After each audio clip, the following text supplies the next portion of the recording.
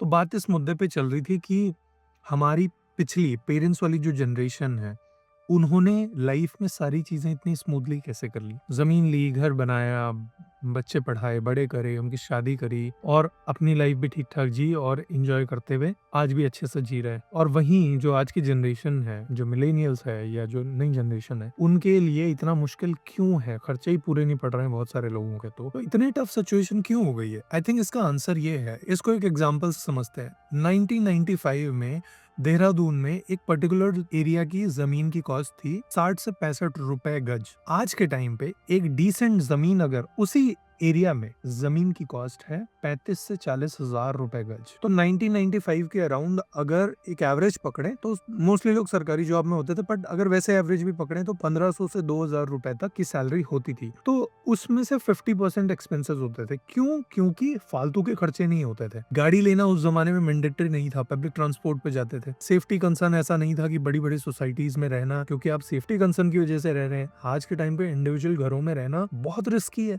Joint family होती थी इसलिए सेफ्टी कंसर्न नहीं होता था। मोहल्लों का कॉन्सेप्ट था तो लोग जान पहचान वाले थे, इसलिए बहुत सारी सेफ्टी होती थी। तो आप छोटा प्लॉट लेके घर भी बनाते थे तो तब भी मोहल्ला रहता था तो सेफ रहते थे। मैंने खुद देखी हैं चीजें। तो उस टाइम पे ऑलमोस्ट 40 टू 50% वो जनरेशन अपना सेव कर लेती थी, तो सीधा लोन में डालती थी वो पैसा। और लोन इतने इजीली मिलते भी नहीं थे, तो रिश्तेदारों से और इधर आसपास के लोगों से ही लेके करते थे वो जमीन। ब्याज का कॉन्सेप्ट बहुत कम पैसे पे पड़ता था। अगर कोई 50% अपनी सैलरी में बचा रहा है, अगर 1000 का 1000 रुपए 50% अगर आप लोन में डाल रहे हो, तो उसकी अगर कैलकुलेशन देखें तो वो नंबर ऑफ ईयर्स जो आएगा वो कम ही आएगा। तो 5-7 साल 8 साल में वो लोन से फ्री हो जाते थे। आज के टाइम पे जमीन की कॉस्ट हो गई है 35, 40, 50 लाख हो गया है गज के हिसाब से। तो अगर कोई आदमी आज के टाइम पे 200 गज की जमीन लेने भी जाता है, उसके लिए भी उसको सारी कॉस्टिंग मिला के 1 करोड़ रुपए चाहिए। मैं देहरादून की बात बता रहा हूँ, कुछ स्पेसिफिक जगह की। हर कोई बंदा 1 लाख रुपए की सैलरी पे नहीं पहुंचा है। बहुत कम लोग हैं जो अपना 20% भी उस सैलरी में से बचा पाते हैं। एक्सपेंसेस है, बहुत जगहों पे कार मैंडेटरी है। बड़े शहरों में बिना गाड़ी के कैसे जाएंगे भाई? रोड सेफ नहीं है, मैंडेटरी हो गई है। तो स्कूलिंग है, स्कूलिंग में आपके पास ऑप्शन ही नहीं है ना, आप करोगे क्या? आप कहोगे मैं तो छोटे स्कूल में, पर छोटे स्कूल में वैसी फैसिलिटी नहीं मिल रही है, वैसे बच्चे को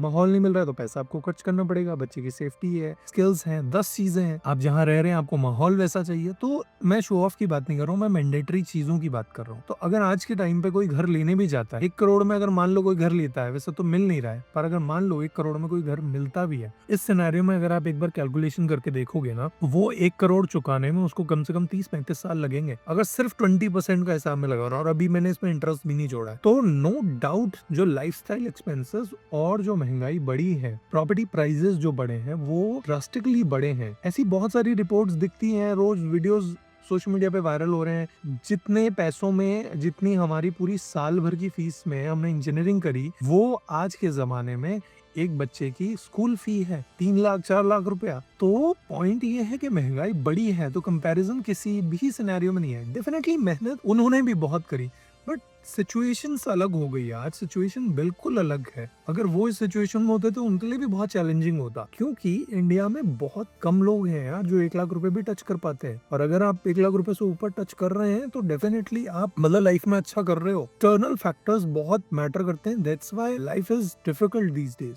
तो इसीलिए इसको दिल पे मत लो कि मेरे पेरेंट्स ने कर लिया तो मैं नहीं कर पा रहा हूँ या कर पा रही हूँ। सिचुएशन अलग थी, तो आप जो कर रहे हैं अच्छा ही कर रहे हैं, डोंट वरी।